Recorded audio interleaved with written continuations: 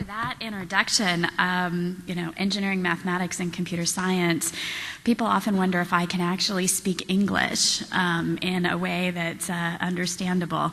And a fair amount of governmentese there, acronyms. We create words that mean things. Everybody's got to have their language. So thank you very much, Michael, for the wonderful introduction. And as I believe was indicated earlier, this is my second time here to speak with this audience. And I take great pride in being invited back. You always know that you didn't screw up too badly when somebody asks you back for a second time. It is, as you've heard, the 8th Annual National Cybersecurity Awareness Month, which means those of us in the industry are doing a lot of talking this month as we really try to engage more and more and more people in this dialogue. Because it's not just about what we do in the month of October, but it's how we use the month of October to help us lay the foundation for the rest of the year and to continue to engage forward. I was asked to come here today and talk to you about cybersecurity from a national perspective, which means it gives me great pleasure to introduce another national leader in this situation. We have a video here from the President's Cybersecurity Advisor, who has, as some may not know, two bosses, right? He works for the National Security Staff and the National Economic Staff. Because cybersecurity is a complicated environment to operate in, and it has both innovative and productivity and economic concerns, and then it has the traditional national security concerns as well. And so if you would give me the opportunity to introduce Howard from afar. He unfortunately can't be every place he needs to be either, and has been so gracious as to send us a video this morning. Let us listen to the President's Cybersecurity Advisor for a few moments. Can we put the video on?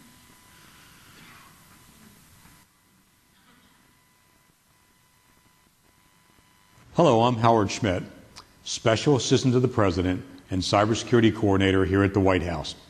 Thank you very much for inviting me to your Cybersecurity Symposium on securing our eCity.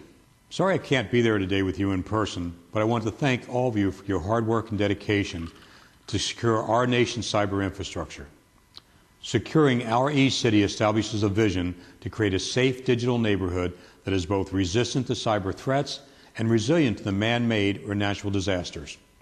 It allows our citizens, businesses, organizations, and government to effectively and securely navigate, collaborate, and conduct business to remain economically competitive in today's fast-changing technology environment.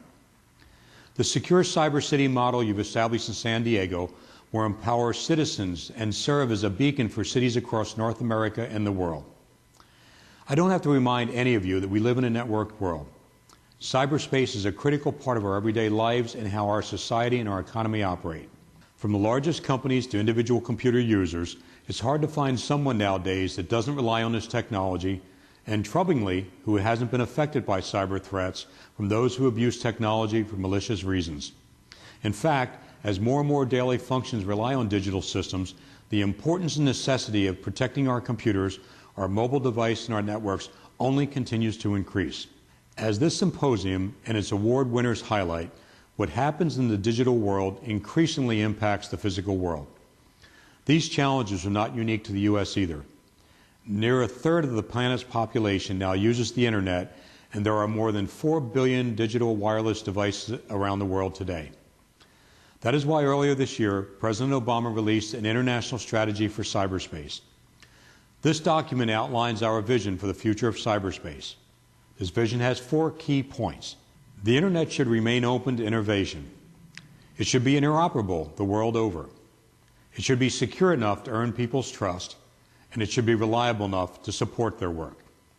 Similar to your efforts in San Diego, it's significant that the President's strategy begins not by talking about the risk alone, but by focusing on our agenda on all the good things technology brings us.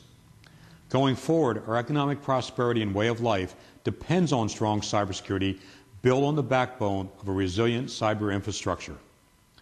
As we all know, October is National Cybersecurity Awareness Month. This year's theme is our shared responsibility. Because we all benefit from cyberspace, therefore we all have an obligation to increase cybersecurity whenever and wherever possible. As President Obama has said on numerous occasions, This is not a problem that government can solve by itself.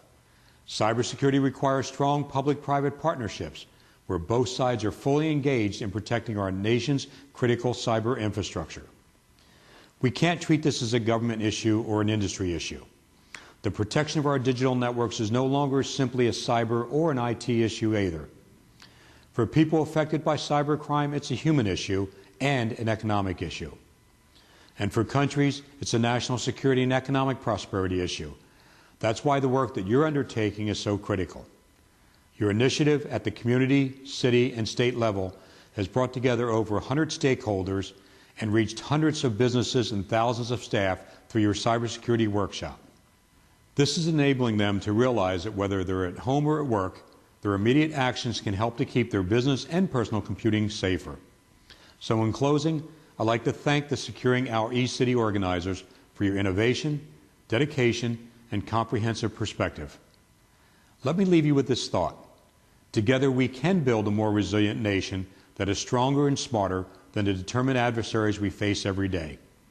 Again, thank you all very much, and as I like to say, we all have to do our part to secure our part of cyberspace. Thank you. Again, what a wonderful message from a leader at the highest points of the federal government. I have the privilege of working with Howard on an almost daily basis where we work through multiple issues. And I'd like to echo his comments that the work that you've done here really is immeasurable. Right? The relationships you've built, the progress that's been made is phenomenal and couldn't possibly quantify it in terms of time or money. But do ask that you continue that because it is this shared responsibility that we all have. I am always in awe when I go into my home. I have a family of 5, and I try not to count the number of computers we have in my home because they actually outnumber the number of children and adults that live in my home. And so I know that I have, both personally and professionally, a fair amount of responsibility to ensure that this cybersecurity is both a topic of discussion and an area where we are making progress at the national level in order to support those actions that are happening at the state, local levels. And it is a partnership that must occur. So as we go through this National Cybersecurity Awareness Month, in this 4th week we are of this month, we're focusing very heavily on small and medium businesses and the activities that occur there as a government-wide activity. We've also focused on law enforcement and the specific roles that law enforcement plays as a part of this in week 3. Week 2, to Mike's point, is about education. Right? It's not just about those of us in the fight today. It's about those of us that will be in the fight into the future. It's about engaging the children and getting them involved in these conversations and these discussions. And then our first week, broad Stop, Think, Connect awareness activities across the board. We have no doubt, and you see every day, and the analyst this morning, Rob, did a great job articulating how complex this environment is. It is one of the most pressing problems that we're facing today. It is our shared responsibility, and I think between the Stop, Think, Connect, which is a wonderful set of activity, of terms in this campaign, and shared responsibility, you'll hear this theme over and over and over again. I can't begin to express the kinds of threats that we're seeing. One of the most intriguing metrics that I have heard over the last couple of months comes from a Norton cybercrime report released in September. So Norton, one of the industry cybercrime activities, says estimates the total cost of cyber attacks at $388 billion. It's quite a number. Let me give you another number to compare it to. The total global black market for heroin, cocaine, and marijuana is estimated at $288 billion. So that comparison, right, that delta only speaks to the breadth of these issues that are today. I can't say it hasn't touched everyone, right? Cybercrime and cyber compromises and incidents affect each of us. We talk about the users that have to be a part of the problem. I have seen this personally, as I'm sure each of you have, right? I go to audiences and I say, now how many of us have gotten the email from that Nigerian prince who is absolutely confident that if you just helped him, he'd be able to get his money out of Nigeria? Why do you think those emails still go around, right? People click Yes, I'll help. It gets much more sophisticated than that. An example that I give that has touched me personally is I have a daughter who is going to college. My husband and I were searching for college loans, right? We were online looking at our bank and other banks about college loans activities. I'm about to get on stage in Ouachita County, Michigan, where another wonderful program is underway. And I get an email from my husband that says, hey, check out this loan program I just found. Click here. Wasn't from my husband at all. It wasn't a link for a loan program. Right? My mother, bless her heart, she's wonderful. My mother is awesome, but my husband's her IT support. Probably would have clicked there. Right? It's so complicated nowadays to maneuver this space. It takes all of us at all levels in order to do this. That's not to discount the cost that companies experience. Symantec released a report in May that said 80% of 3,300 companies that were surveyed had experienced compromises, had experienced financial loss, averaging over $190,000 per event as a part of it. So there's a real human impact to this. There's a real cost impact to this. And so in the federal government, and DHS specifically, given that we are the federal lead for protection of the federal civilian executive branch, for outreach to the public-private outreach, for helping in the cybersecurity situation, not just today, but laying out a better future for all of us, we take this very seriously. We work day and night. Literally, we have a 24-hour, 7-day-a-week ops center, so we work day and night around the clock in order to help with these situations as a part of it. And I just want to take a few minutes in our short time together today to give you an update on a couple of key programs that are about the federal executive civilian branch. And then we're going to talk a fair amount about our public-private partnerships, about how we work together, not only through things like the relationship with the National Cybersecurity Alliance, but with others in order to move this ball forward. In the federal government, as I said, we have two large programs, one around helping federal departments and agencies get their arms around their networks, get an understanding of what's going on in their environment, of setting a standard they have to comply with, of helping bring them to that standard and moving them forward. The Trusted Internet Connection assessed the federal departments and agencies and sort of put them in two buckets. There are the departments that run their own intranet and those that buy services. The federal government, for those of you that may not be aware, is 109 or so departments and agencies. It's big and it's little. We have micro agencies, 9 or 10 people, really small. The IT problems of that organization, very different from an IT problem of the Department of Homeland Security, a couple more people than 9 in a particular situation and in more than one location. And so we have appropriately identified the kinds of tasks that each has to cover. And under our Trusted Internet Connection program, we have deployed intrusion detection capabilities to those departments and agencies that run their own intranet. We have all but 2 covered today, so in that situation, and are working through the issues to get the remaining covered. And we have created a mechanism in partnership with the General Services Administration to allow the small departments and agencies to buy this kind of service as a managed service, right? Industry best practice applied to government. It's a wonderful opportunity forward. And as we move forward in the Einstein program, move beyond Einstein 2 intrusion detection into Einstein 3 intrusion prevention, we're about around the bend on our test environment there, and so we'll be testing that this coming summer. So very excited about how that has moved forward over the last year. We have this shared problem space that we all operate in, and so it is a part of partnership in order for us to be successful.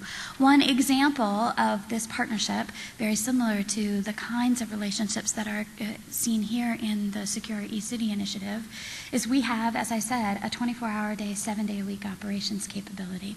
We have brought together in our National Cybersecurity and Communications Integration Center not just the parts of the department that are involved in cybersecurity, the United States Computer Emergency Readiness, the United States Computer Emergency Readiness Team and the Industrial Control Systems Cyber Emergency Response Team, as well as the National Communication Systems National Coordination Center. But we have partnerships with industry in that situation. We have the Multi-State Information Sharing and Analysis Center, which has its own operational capability supporting 50 states, supporting large cities and other urban area organizations. We have representation from the communication sector, 24-ish companies that actually sit on the floor and are a part of our engagement. We have partnerships with the financial sector. Very excited about a pilot that the financial sector was first in the chute in, where we shared significant information with them, and they shared with us some better than 3,000 indicators back and forth between companies in the financial sector and the U.S. government, and we're now rolling that forward with the other critical infrastructure sectors. I thought the point that was made this morning by the analyst was wonderful, right? We are the critical infrastructure. The 18 sectors that are out there sound like these far-off things, but they really equate to the business we all do every day, right? The financial sector, money movement, the transportation sector, both maritime, flight, rail, cars across the board. Our ability to operate in each of those situations is really important. And so this National Cybersecurity and Communications Integration Center gives us a place, both physical and virtual, to collaborate as we work through issues, whether it be a specific incident that has come up, whether it be a particular vulnerability that has been identified, whether it be the cascading effects of something that might come across, whether that be strictly communications, strictly cyber, or as we see more and more and more every day, the combination and integration of those two capabilities, as the communications providers very often are also internet service providers for content and other mechanisms across the board. So we have this ability, this proven ability to work together in those situations. And as we bring on more and more corporations or groups, ISACs and other groups, that collaboration only gets richer and is only proven out every day, as I said, as we move forward in there. As we engage more corporations and more environments, we rely heavily on our Protected Critical Infrastructure Information Program, which enables us to keep safe from inappropriate disclosure, both proprietary business-sensitive information. We have pretty much worked through the interesting Rubicon that is how to ensure that we have we enable the opportunity to keep that information safe. We understand what to share. We have both relied on trust interaction and proven relationships and processes. It is really an important part of our future to grow this capability as we move forward. But it's not just about what we do today. Right? It's not just about fighting through each vulnerability or each situation. It's about where we go into the future. We have a big focus in control systems, right? That point where physical and cyber come together, that point where something that happens on the IT or business networks can affect the production environments in critical infrastructure like oil and gas and others. We have a strong program in the control systems, not just with a CERT, but with the ability to provide voluntary support to owners and operators when they ask. The demand for that continues to grow, and we continue to be there to support that demand. It is, however, about changing that future a bit, right? It's about laying out a blueprint for how to be different as we go forward. And that involves all kinds of partnerships, right? That involves engagements with academic institutions. It involves, I look at the history of computer science, right? When I got my undergraduate degree, and I will not disclose how many decades ago that was, but when I got my undergraduate degree, computer science wasn't a curriculum at my school, right? I got a degree in engineering mathematics. Most of my courses were programming courses, or there's a fair amount of math in there and a fair amount of other engineering work in there, but there wasn't a computer science program at my university as a part of it. That isn't the world today. Right? We have certainly a very different world today. But when I took my programming courses, and when my eldest started taking her programming courses, Teacher cared whether you got the answer. You printed hello world. The how wasn't so important, right? It's the how that's hugely important to us now. And so as we move forward and partner with academic institutions, partner with the National Science Foundation, partner with corporations who have wonderful secure coding programs, we are able to lay out curriculums that can be used across the universities in order to help us teach the important pieces. It's about writing hello world in a way that enables all of us. It's about engaging the kids and getting them involved and keeping them involved. It's about growing through the National Initiative for Cybersecurity Education, where DHS leads 3 of the 4 tracks, the National Cybersecurity Awareness Campaign being one of those, where we engage across the board. It's about ensuring that not just the federal workforce in cybersecurity we understand what that is, what their education requirements are, what their training requirements are, but about what the requirements are for state and local individuals as well. It's about partnering across the board in that situation. In partnership with the National Science Foundation and the Scholarship for Service, we have a wonderful program, in partnership with the National Science Foundation, we have the wonderful program of Scholarship for Service, where we're able to bring folks into the federal government, into what I like to call the hardest job ever, right? The most impossible job in any situation, and I love it across the board. We're able to bring them in to this problem and help engage them as we go forward. It's also been about ensuring that we have the right kinds of rules. We have the right legislative environment to be successful. We have clarity at that level. And so while developments are pending on the legislative front, I don't know if you follow the news there, after reviewing all of the current authorities, the administration submitted a proposal to the Hill that will help to update the legal framework we all operate under and enable us to improve those cyber defenses. This proposal covers protection of critical infrastructure networks. It talks about tougher penalties for cyber criminals, and it talks about responsibility for protection of personal information. Members of both parties of Congress have recognized this need, and there are a number of bills out there. I spend a fair amount of time discussing them. And there were 50-ish in the last session of Congress, and we have any number of dialogues and discussions now.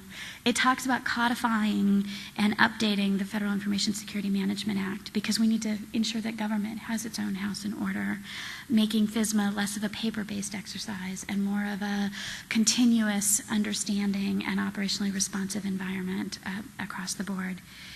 Every bit of this happens with a profound understanding that security generally slows down innovation, and it can't in this situation, right? Innovation is a part of who we are as a nation and is a part of how we need to grow here, with a profound understanding of the privacy concerns, of the civil liberties concerns that are a part of everything we do at DHS and everything that the administration has put forward. And it is with that backdrop that we continue to work in these public-private partnerships, because it's about all of us doing our part as a part of it. And this Secure eCity, it's again my distinct privilege for being invited back for 2 years in a row, since it's the second annual event. We'll see how it goes for the third one. But it is this initiative that is an embodiment of the partnerships that we have to have. It is that culture of security, that culture of how we think about it, that we have to embody in everyone as they go forward. And this campaign, the Stop, Think, Connect campaign, I love the fact that connect is the last word, and the activities that we undertake in this month, where our cybersecurity professionals are everywhere talking about how important this is, that is a true embodiment of this activities. And we need your help, right? We need every single one of our help in order to do this. We need to ensure that we do the basics, that we absolutely do just the principal hygiene work, right? Passwords across in the world, antivirus and other mechanisms. As I have said, I have several children, 3 to be specific, and September is the month of forms in our house. We start back to school in Virginia in September, and September is the month of forms in our house, right? Your kids come home and there's 3 inches of paper you have to sign, and you have to write their names and all these numbers that are about them and all this stuff over and over and over again. And I've been in this school district for 13 years, have now sent all of my kids through school in this school district, and every year I look at something that I was surprised by 13 years ago, and I use it as an opportunity, right?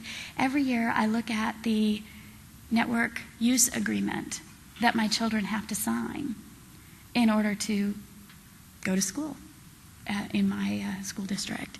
And this year I have a 6th grader, and so it looked different this year than I remembered it last year. It's now in the Student Rights and Responsibilities book, so we get a book that says, here's what's important for your child to know. It's not a separate thing. It's in the Student Rights and Responsibilities book as a part of it. And so it was really great for me to look at this year and see what they're telling my 6th grader, which was different than what they told my 5th grader, which was different than what they told my kindergartner at the time.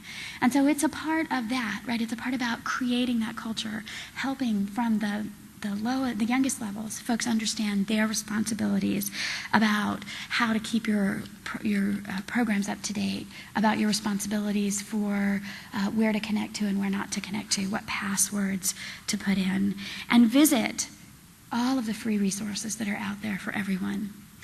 So that cybersecurity isn't this mystified, strange thing that people don't understand, but it is a conversation that we can have about all of our needs, about all of the dependencies we have on our abilities to function every day.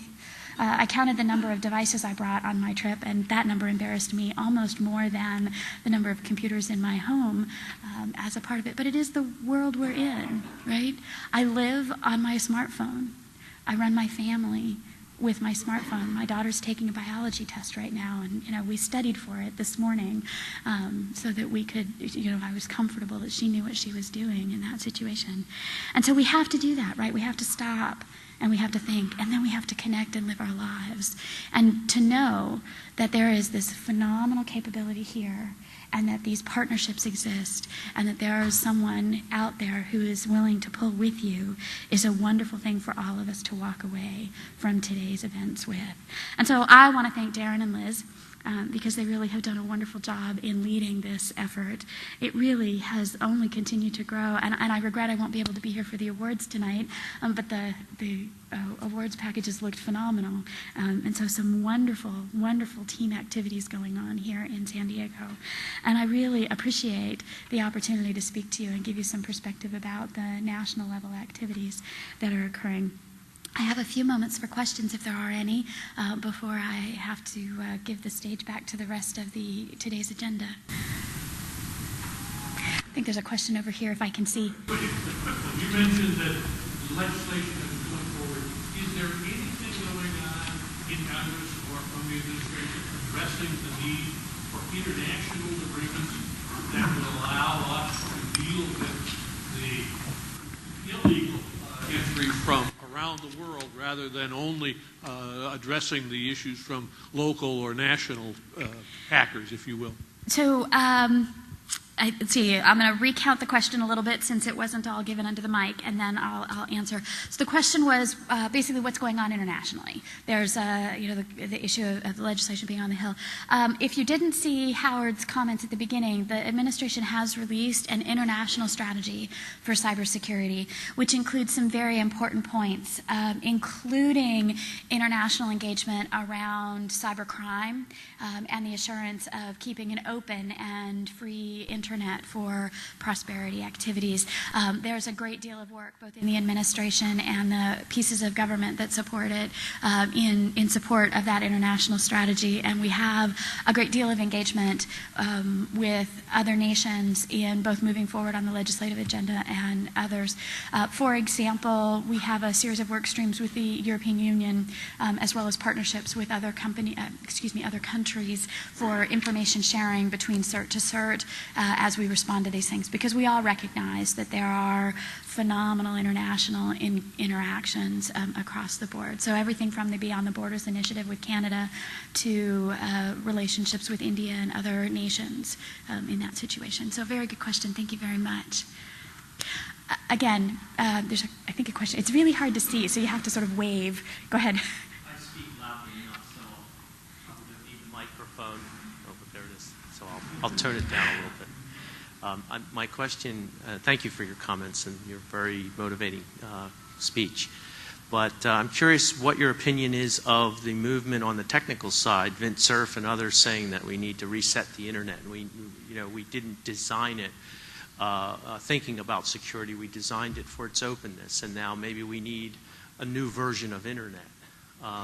There's been a lot of press about that lately. I wonder what your views are on it. So we certainly didn't design the internet for security. And we are in an environment today where the kind of agility that the intruders have gives them an advantage. I think that as we move forward and try to define the kind of cyber ecosystem we need into the future, we have to have key areas focused on, right? We have to really understand identity and what that means and how we create that kind of secure environment. So programs like the National Strategy for Trusted Identities in Cyberspace, which is a proposal or a program office that talks about how we establish those kinds of identities for commerce and other mechanisms. We need to be able to understand how and what devices are like, right? What are they configured like? How do we keep them configured in those kinds of situations? And we have to do all of that with the kind of interoperability that exists. There's no such thing as a greenfield in this environment, right? It just doesn't exist. We have what we have, and so it's about how we evolve in that situation. And so that cyber ecosystem is really a part of where I think we need to be headed. Great question. Thank you. Well, again, thank you very much for having me. It is a phenomenal program. So you get out of it what you put into it. Ask questions, engage, have dialogue. These are wonderful opportunities, and I'm grateful for the privilege of being here today. Thank you.